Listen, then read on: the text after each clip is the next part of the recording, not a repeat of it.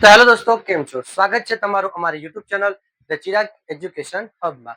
તો ચાલો શરૂ કરીએ. તો કે સ્વાધ્યાય 3.2 ના જે દાખલા બાકી રહી ગયા હતા તે આપણે આજે ભણવાના છે. તો ચાલો શરૂઆત કરીએ. તો ચાલો વાત કરીએ દાખલા નંબર 4. હવે આવો દાખલો જોતા ઘણા ખરા વિદ્યાર્થીઓ છે તે ગભરાઈ જાય છે, પરંતુ ગભરાવાનું નથી. આ દાખલો એકદમ સરળ જ છે. જો માર્ચ 2022 જે સ્ટાન્ડર્ડ છે તેમાં પૂછેલો દાખલો છે. તો જો આમાં શું કરવાનું, હવે આ શીખતા પહેલા તમારે એક વસ્તુ શીખવી જરૂરી છે અને તમને આવડતી હશે કે કોઈ પણ પોઈન્ટ વાળી સંખ્યાને PQ માં ફેરવવી. કેવી રીતે? તો જો કે 2.5, તો આને દશાંશમાં ફેરવી કેવી રીતે ફેરવાય? તો કે 25 ભાગ્યા એકમ દશક, તો આ 10 આવ્યા. જેમ કે 75.7, તો જો એકમ દશક તો 7.7 એટલે કે 757 ભાગ્યા 10. મીન્સ આનો મતલબ શું થયો છે કે દશકના અંકમાં શું આવે છે? તો કે દશકના જે અંક છે તેમાં 10 આવે છે. તો અહીંયા તમે નોટિસ કરશો તો બધા દશકમાં અંક સરખા છે, કે બધામાં 10 આવે છે. તો હવે આમાં શું કરી શકાય કે એક કામ કરીએ કે આખા સમીકરણને 10 વડે ગુણી નાખીએ. તો ચલો કે બંને સમીકરણને 10 વડે ગુણતા. હવે જો બંને સમીકરણ બધા સમીકરણને 10 વડે ગુણશો, જવાબ કેવો આવશે? જો જેમ કે 0.2 છે તો ગુણ્યા આપણે 10 કર્યા, કે 0.2 ને 10 વડે ગુણ્યા. તો હવે પોઈન્ટ છે તો નીચે 10 આવશે. તો જો 10 10 ઉડી ગયા, જવાબ કેટલો આવ્યો? 2. તો એવી જ રીતે આ બધી સંખ્યાને આપણે જો 10 વડે ગુણશું તો આપણો જવાબ કેવો આવશે ખબર છે?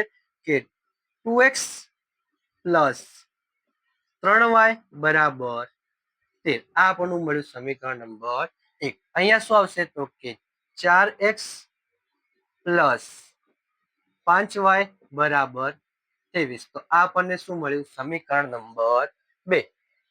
આવું જ્યારે પણ આવો દાખલો તમને પૂછાય તો આખા સમીકરણને 10 વડે ગુણી નાખવાનો, એટલે તમને આવી રીતે આનું સાદુરૂપ મળી જશે. એટલે કે 10 વડે ગુણતા કરી અને પોઈન્ટ જે હોય એ કાઢી નાખો. પોઈન્ટ કાઢીને આવી રીતે રકમ લખી લેવી. હવે આગળ શું કરવું? તો આપણે કરતા હતા એના એ જ, કે કોઈ પણ એક સમીકરણનો ઉપયોગ કરી સમીકરણ નંબર 3 બનાવવાનું છે. હવે આમાં જોઈએ તો કે કયું સમીકરણનો ઉપયોગ કરી શકાય? તો તમે કયા સમીકરણનો ઉપયોગ કરશો?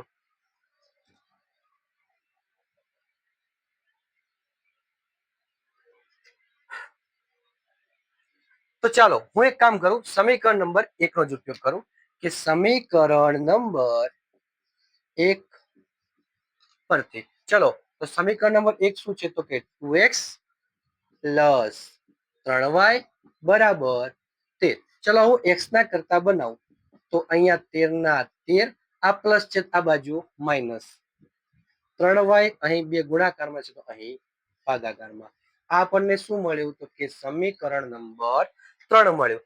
સમીકરણ નંબર 1 નો ઉપયોગ કર્યો, એમે x ને કરતા બનાવ્યા. તો જો x આ બાજુ રહી ગયા, આ 13 ના બરાબર હતા એ બાજુ, પછી 3y આ બાજુ પ્લસમાં હતા, આ બાજુ માઇનસમાં, બે ગુણાકારમાં તો અહીં આવ્યા ભાગાકારમાં. અહીં આપણને શું મળ્યું? કે સમીકરણ નંબર 3 મળ્યું. હવે શું કરીએ? તો કે વધેલા સમીકરણમાં સમીકરણ નંબર 3 ઉમેરવાનું.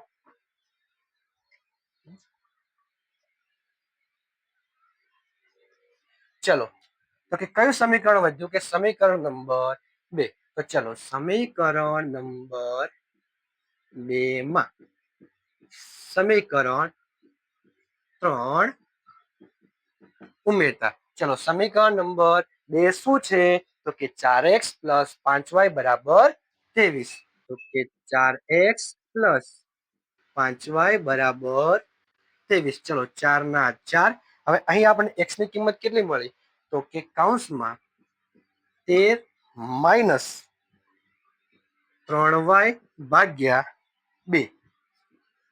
ચલો 4 ના 4, x ની જે આપણને કિંમત મળી હતી સમીકરણ 3 માં એ લખી. હવે પછી પ્લસ ના પ્લસ, 5y ના 5y બરાબર 23. ચલો હવે 13 ચોક 52 માઇનસ 4 તરી 12y ભાગ્યા નીચે 2 હતા એમના એમ, પ્લસ 5y બરાબર 23. હવે ચલો બે ને ઉપરની બંને સંખ્યા વડે ભાગવા પડશે કે અહીંયા જેમ ભગાશે અહીંયા પણ ભગાશે. ચલો 2 ને 52 વડે ભાગો તો 52 વડે ભાગો તો ચલો પેલા 12 દેખાય છે, અહીંયા જો 6 વડે ભાગ ચાલશે તો કે 6 દુ 12, તો અહીંયા 2 જતા રહ્યા. હવે અહીંયા પણ 52 ને પણ 2 વડે ઉડાવવા પડશે ને, 52 ને પણ, તો 26 દુ 52, તો 26 દુ 52. જો આમાં કેવું છે કે આની નીચે પણ 2 ગણાશે અને આની નીચે પણ 2 ગણાશે. અહીંયા એક વાર ઉડશે પણ ઉપર બંને સંખ્યામાંથી ઉડશે. તો આપણો જવાબ શું આવે? તો કે 26 માઇનસ 6y પ્લસ 5y બરાબર 23. તો ચલો એક કામ કરીએ, ચાલો તો હવે જોઈએ આને. તો કે 26 ના 26, હવે આ 23 આ બાજુ કેવા છે? પ્લસમાં, આ બાજુ આવશે માઇનસમાં, બરાબર. આ 6y આ બાજુ કેવા છે? માઇનસ, તો આ બાજુ જશે તો પ્લસ. ચલો 6y આ કેવા છે? પ્લસ, તો આ બાજુ જાય તો માઇનસ, તો કે 5y. ચલો તો 26 માંથી 23 કાઢીએ તો જવાબ શું આવે? 3 આવશે,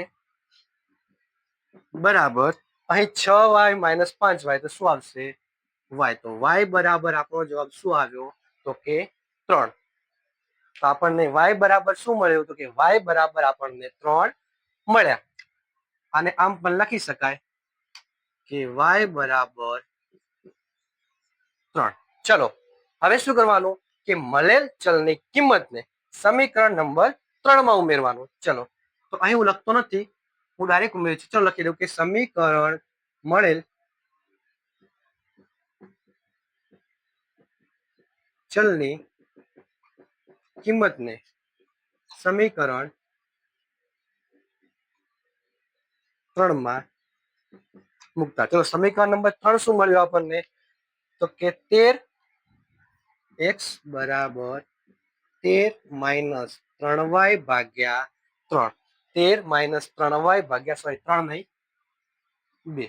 ચલો બરાબર 13 ના 13 માઇનસ ના માઇનસ 3 ના 3, y બરાબર શું મળ્યું? તો કે 3 ભાગ્યા નીચે 2 બરાબર 13 માઇનસ 3 તરી 9 ભાગ્યા 2 બરાબર. હવે તો હવે 13 માંથી આપણે અહીંયા શું થશે? 9 નીકળી જશે. તો કે 13 માંથી 9 કાઢો તો જવાબ શું વધશે? 4. તો કે 4 ભાગ્યા 2 બરાબર 2, કારણ કે અહીં 2 ઉડી જશે. તો x બરાબર શું મળે? તો x બરાબર આપણને 2 મળે છે. તો નીચે લખી શકાય કે અહીં y બરાબર શું મળ્યું હતું આપણને? આપણને y બરાબર 3 અને x બરાબર 2 મળે છે. ચાલો તો હવે આગળ વાત કરીએ દાખલા નંબર 5. ચલો દાખલા નંબર 5 માં શું છે? જો આવા દાખલા આવે તો પણ ગભરાઈ જાય છે, પણ ગભરાવાનું નથી. દાખલાઓથી ક્યારેય પણ ગભરાવાનું નથી, તેને સમજવાના, વિચારવાના અને લખવાના. ચલો આપણે જે કરતા હતા એ જ કરવાનું છે. જો પહેલું છે આપણું આ સમીકરણ નંબર 1, આ છે સમીકરણ નંબર 2. જો સમીકરણ નંબર 2, હવે આમાંથી કોઈ પણ એક સમીકરણનો ઉપયોગ કરો. હવે જો હું આમાં પહેલા સમીકરણનો પણ ઉપયોગ કરી શકું, પણ હું આ બીજા સમીકરણનો ઉપયોગ કરીશ. એનું કારણ છે કારણ કે જો અહીંયા હું x ને કરતા બનાવું તો આ બાજુ માઇનસ છે, તો ઓલી બાજુ પ્લસ થશે, તો મારી ગણતરી થોડી સરળ થઈ જશે. કઈ રીતે? જો તો કે સમીકરણ 2 પરથી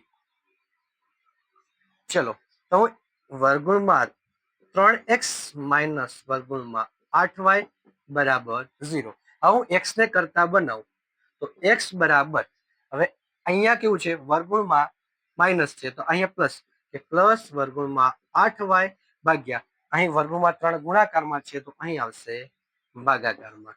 તો આ મને સમીકરણ નંબર શું મળે છે? 3 મળે છે. આ સમીકરણ નંબર 3 મને મળ્યું. હવે આ સમીકરણ નંબર જે આપણને 3 મળે છે એનું આપણે શું કરવાનું? તો કે વધેલા સમીકરણમાં ઉમેરવાનું. તો ચલો આપણું વધેલું સમીકરણ કયું છે?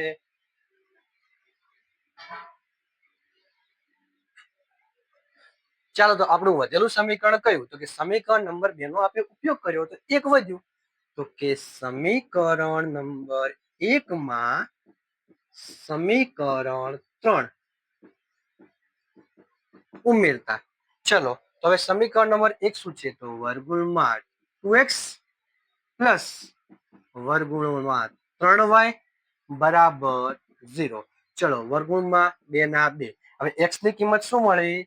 તો કે વર્ગમૂળમાં 8y ભાગ્યા વર્ગમૂળમાં 3 પ્લસ ના પ્લસ વર્ગમૂળમાં 3y ના 3y બરાબર 0. આપણે કરતા હતા એના એ જ.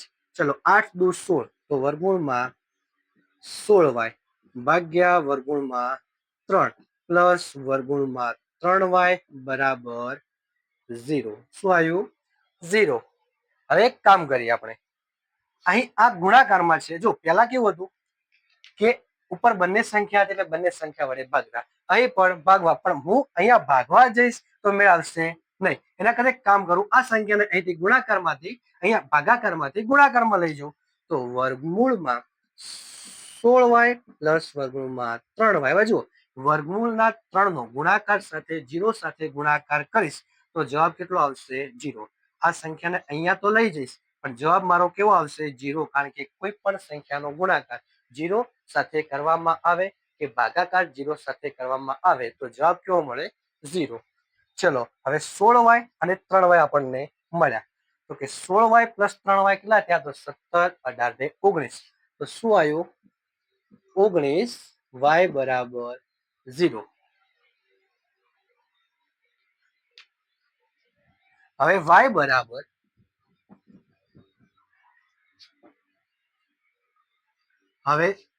y બરાબર 0 ભાગ્યા અહીંયા 19 ગુણાકારમાં તો અહીંયા કેવા આવશે? ભાગાકારમાં. તો જવાબ શું આવશે? 0. કારણ કે કોઈ પણ સંખ્યાનો ગુણાકાર અથવા ભાગાકાર 0 સાથે થાય તો જવાબ શું મળે? 0 મળે. હવે જે વધ્યું એ કે મળેલ ચલની કિંમતને સમીકરણ 3 માં મૂકતા. ચલો સમીકરણ નંબર 3 શું મળ્યું હતું? તો કે x બરાબર વર્ગમૂળમાં 8 ભાગ્યા વર્ગમૂળમાં 3 કે વર્ગમૂળમાં 8y ભાગ્યા વર્ગમૂળમાં 3. ચલો બરાબર વર્ગમૂળમાં 8 ના 8 ગુણ્યા y બરાબર શું મળ્યું? 0 ભાગ્યા વર્ગમૂળમાં 3 નું પણ 0. હવે 0 નો ગુણાકાર અહીં 0 કરું તો આ પણ 0 થાય, આ પણ 0 થાય. તો અહીં પણ મારો જવાબ કેવો આવશે? 0. તો કે x ની કિંમત પણ આપણને કેટલી મળે છે? 0 મળે છે. અને y ની કિંમત પણ કેટલી મળે? 0 મળે. તો આમ લખી શકાય કે આમ અહીં x બરાબર 0 અને y બરાબર 0 મળે છે. હું આશા રાખું છું કે આ દાખલો તમને સારી રીતે સમજાણો હશે. તો આજના વિડીયોમાં બસ આટલું જ. હું આશા રાખું છું કે 3 દાખલા તમને આવડી ગયા હશે. તો હવે જો તમને અમારો વિડીયો ગમ્યો હોય તો વિડીયોને લાઈક કરો, ચેનલને સબસ્ક્રાઇબ કરો અને તમારા 10મા ધોરણમાં ભણતા મિત્રોને આ વિડીયો મોકલવાનું ભૂલતા નહીં. તો મળીએ હવે નેક્સ્ટ વિડીયોમાં. આવજો.